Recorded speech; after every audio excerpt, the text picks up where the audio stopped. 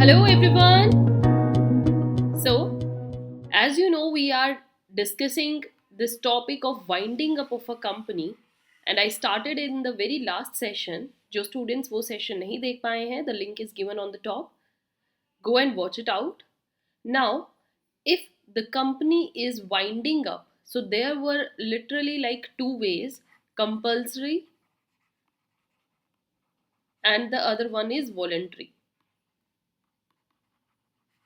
Okay so compulsory के अंदर हमारे आता है when it is done by a tribunal means a third party which जजेस whether a company should now wind up or not so they under this now very important thing is कि how this company will be winded up by a tribunal what are those you can say reasons or the grounds on the basis of which tribunal took this decision now that company should close its business. Already I have started this topic that's why जब आप last session देख पाएंगे तो उसको continue यहाँ कर पाएंगे but let start this without wasting time this is one of your important topic from UGC NET unit 9 we are covering and companies act 2013 के अंदर आपका ये टॉपिक आएगा कंपनीज एक्ट 2013 हमने जस्ट स्टार्ट किया है various other laws we have completed like contract act sale of goods act negotiable instruments act and now this company act is going on. The very first reason why a company thought of winding up of a business is when it finds that it is just and equitable for the society, for the government, for the members of the company, for the company itself, for the other parties which are dealing with it. अगर tribunal को ये लगता है कि सबके लिए सबके हित में ये होगा कि a company now should close it business it is just and equitable reason then it must go for that और ये सोचता कौन है ये जस्ट और इक्विटेबल डिसीजन लगता किसको है ट्रिब्यूनल को so the another ground on which tribunal जो कि ऑर्डर कर सकती है कि कंपनी को अपना बिजनेस अब वाइंड अप कर देना चाहिए is when tribunal is of the opinion that it is just and equitable now the company should wound up. Okay, when tribunal thought of that now company should wound up, company should end up its business. So this clause gives the tribunal a very wide power. Obviously हर कोई tribunal ऐसे तो हर किसी company को बंद कर देगी तो एक तरीके से ये पावर जो है तो बहुत वास्ट बट इसको बहुत सोच समझ कर लिया जाता है बहुत तरीके से इस पावर को यूज किया जाता है to order the wind up wherever tribunal considers कि ये this is going to be just and equitable. What is just and equitable ये हर मैटर में हर कंपनी के संदर्भ में अलग अलग बातों पर डिपेंड करता है so it is different from every case. In common, there are certain reasons, there are certain grounds where tribunal have dissolved the companies. So हम एक बार उन reasons पर नज़र लेते हैं व्हाट आर दोज रीजंस जो कि हर कंपनी को अगर हम देखें तो हर कंपनी के लिए कॉमन रहेगा अगर वो कंपनी इनमें से किसी भी ग्राउंड में इंडल्ज मिलती है या फिर ये ग्राउंड वहाँ पर दिखता है if it find suspicious by the tribunal they will took a second to wind up its business. So first reason is when the company's main object is gone. Stratum हम बोलते हैं ना एक कंपनी का जो स्ट्रैटम होता है जो स्ट्रैटेजी के साथ वो आती है जो उनका मेन ऑब्जेक्टिव होता है कि हमें अपने इस ऑब्जेक्टिव पर काम करना है. टाटा को लगा लीजिए रिलायंस को लगा लीजिए उनका एक ऑब्जेक्टिव है उस ऑब्जेक्टिव के रहते रहते जब वो अपना काम फ्लरिश कर रहे हैं अपना काम कर रहे हैं that is well and good but if they just move away from their object is totally gone, they are not working on it and they are just running the business without taking care of their main objective which they thought of in the starting, then that company's main object is gone and on the basis of that tribunal can wound up them. Tribunal उनके काम को बंद कर देगी और उनको बोल देगी कि जिस ऑब्जेक्ट पर आपने अपनी कंपनी स्टार्ट करी थी वो ऑब्जेक्ट अब हमें कहीं दिख ही नहीं रहा है. All right the next reason is deadlock in management. जो भी वहाँ के वर्किंग क्लास है कंपनी के अंदर जो भी लोग काम कर रहे हैं they just took the decision of deadlocking it. They are not coming to the work they are absenteeism हो रही है वहाँ पर. सो मैनेजमेंट जो है is against the work of company या फिर वहाँ पर मैनेजमेंट के इंटरेस्ट के अगेंस्ट कुछ डिसीजन लिए जा रहे हैं. सो डेडलॉक होने की वजह से वो कंपनी अब चले नहीं की और इससे बेहतर है कि कंपनी को बंद ही कर दिया जाए.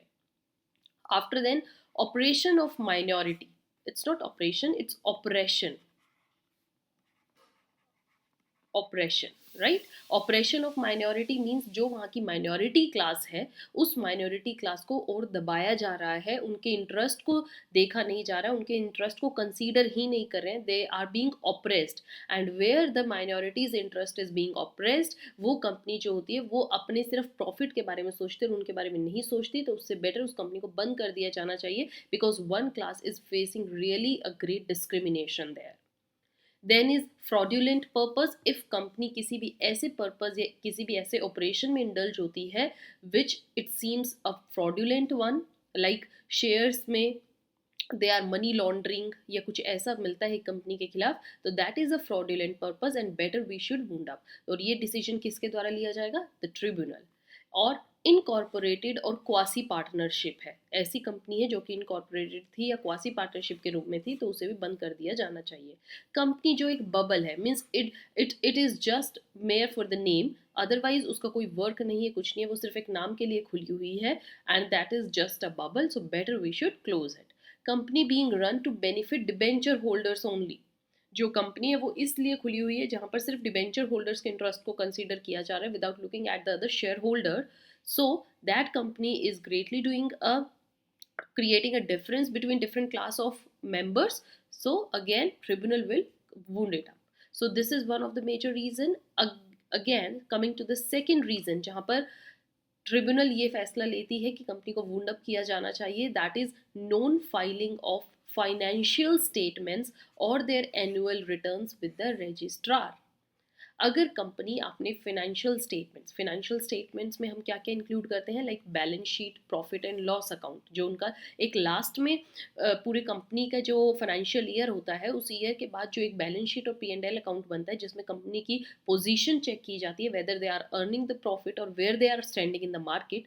अगर वो स्टेटमेंट्स रजिस्ट्रार के पास कोई भी कंपनी सबमिट नहीं करवाती है, जिसका कि एक कंपनीज एक्ट जो है ये मैंडेटरी बोलता है कि रजिस्ट्रार के सामने आपको अपने जो भी कंपनी के लास्ट के फाइनेंशियल स्टेटमेंट उनको सबमिट करवाना है, और अगर आप उनको फाइल नहीं करते हो रजिस्ट्रार के साथ, या फिर अपने एनुअल रिटर्न्स नहीं दिखाते हो for the last 5 consecutive financial year से, आप ये मिस्टेक करते आ रहे हो, चलो 1 साल नहीं दिया, 2 साल नहीं दिया, 3 साल नहीं दिया, 4 साल नहीं, लेकिन आपके 5 साल के ये सारे डॉक्यूमेंट्स पेंडिंग है with the registrar, so then tribunal come into its position and took the decision of wounding it up, कि उसको अब खत्म कर दिया जाना चाहिए। Understood? Then the third other reason for wounding up of a company is if company acts against the sovereignty and integrity of India. That is also very important. You can say a case or you can say a reason against which company को बंद कर दिया जाना चाहिए. So if any company जो कि India में है, अपना बिजनेस कर रही है, बट उसका जो भी काम है that is against the interest of India की सॉवरेनिटी या इंटेग्रिटी के अगेंस्ट वो काम कर रहे हैं, मीन्स जहाँ पे इंडिया को खतरा है, इंडियन इकोनॉमी को खतरा है, या फिर सिक्योरिटी ऑफ द स्टेट्स को खतरा है, या फिर फ्रेंडली रिलेशंस, फॉरेन स्टेट्स के साथ हमारे फ्रेंडली रिलेशंस है, उसके अगेंस्ट कंपनी कुछ वर्क कर रही है, पब्लिक ऑर्डर के अगेंस्ट काम कर रही है, डिसेंसी या मोरालिटी के अगेंस्ट काम कर रही है, तो ये सब चीज़ें रीज़न है against all these things. If a company is working against these, then tribunal can take a decision कि वो इसको वुंड अप कर दे, प्रोवाइडेड, यहाँ पर ये चीज़ का ध्यान दीजिएगा, very important, tribunal shell make an order for winding up of a company on an application made by central government. यहाँ पर देखिए हर ट्रिब्यूनल को सपना नहीं आ रहा है कि किस कंपनी का काम जो है वो गलत दिशा में जा रहा है, सो ये जो इंफॉर्मेशन है ये ट्रिब्यूनल को गवर्नमेंट द्वारा प्रोवाइड करनी चाहिए, whether it could be a central और अ स्टेट गवर्नमेंट। जब वो एक एप्लीकेशन के थ्रू ट्रिब्यूनल को बताएंगे कि ये कंपनी जो है इनका हमने ये चेक किया है और इस ट्रांजैक्शंस की वजह से ये जो है इनका जो इंटरेस्ट है that is against the Indian economy और सॉवरेनिटी और integrity of India, then a decision should to con to wound it up, तो ट्रिब्यूनल फिर उस एप्लीकेशन पे वर्क करती है। Okay, coming to the next is if a company becomes a sick company. Sick, you know, person जब sick application देते हैं means we are not healthy. So if same way company के case में भी होता है, if company is not a healthy one, if tribunal को ये लगता है दैट कंपनी को अब वुंड अप हो जाना चाहिए because sick industrial unit is not likely to become, क्योंकि ये कितनी सिक हो चुकी है और ये फ्यूचर में शायद अब कभी आगे बढ़ ही नहीं पाएगी। फ्यूचर में इसको बैक टू दैट पोजीशन में आने में काफ़ी टाइम लग सकता है, बहुत मुश्किलें बाधाएं हैं। तो it is just and equitable कि कंपनी को वुंड अप कर दिया जाना चाहिए, तो दैट वो डिसीजन वो ले लेते हैं। Okay, so I hope dear students these reasons are clear to you. किस रीजंस के बेसिस पर जो एक ट्रिब्यूनल है वो एक कंपनी को बंद करने का डिसीजन लेती हैं, आप अपने नोट्स बना सकते हो।